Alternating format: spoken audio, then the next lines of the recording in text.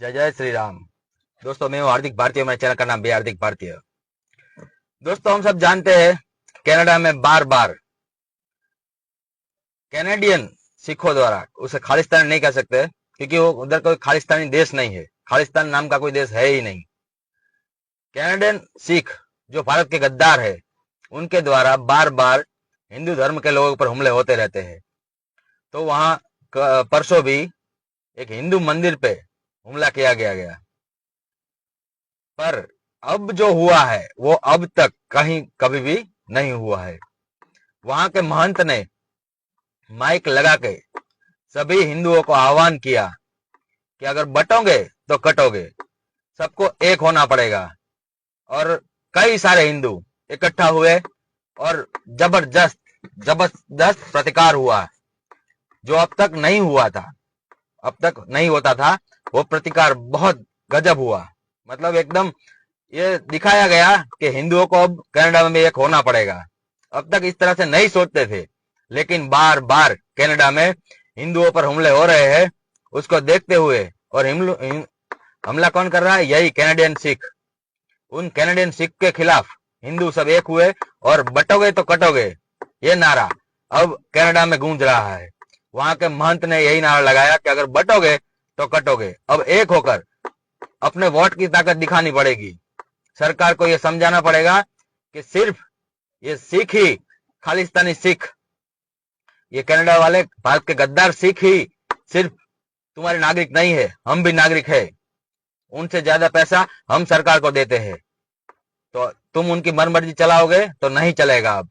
और बड़े पैमाने पे हिंदुओं ने इकट्ठा होकर गजब प्रतिकार दिया है। जैसे वो समझेंगे उनको उनकी भाषा में जवाब दे रहे हैं।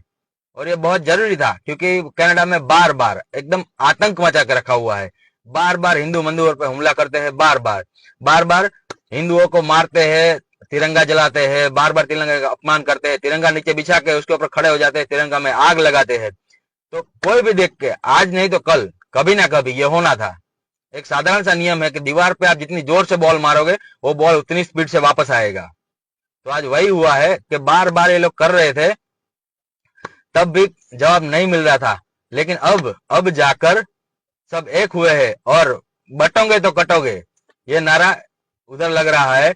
और ये बहुत जरूरी था उधर, क्योंकि कोई चीज, किसी चीज की हद होती है। उन लोगों ने हद पार कर दी है। और वहां की सरकार खुद इनको साथ देती है। अगर सरकार साथ नहीं देती तो इतनी बार ये चीज नहीं होती। ये बार बार हो चुका है, बार बार हो रहा है। वहां पर खालिस्तानियों को खुली छूट है, वो उनको मर्जी पड़ता है वो करता है। वो कैनेडियन सिख जो उनको मर्जी पड़ती है वो करते हैं, क्योंकि वहां का जो प्रधानमंत्री है उसको इनका वोट चाहिए और इसी वोट से वो जीतता है। उनके पापा भी वहां पर इन खालिस्तानी सिखों को बढ़ावा देने में आगे थे, फिर उन्होंने ही खत्म किया था। फिर भी समझते नहीं है ये लोग। उनका बेटा भी उसी रास्ते पे है और कनाडा को बर्बाद करने के रास्ते पे जा रहा है।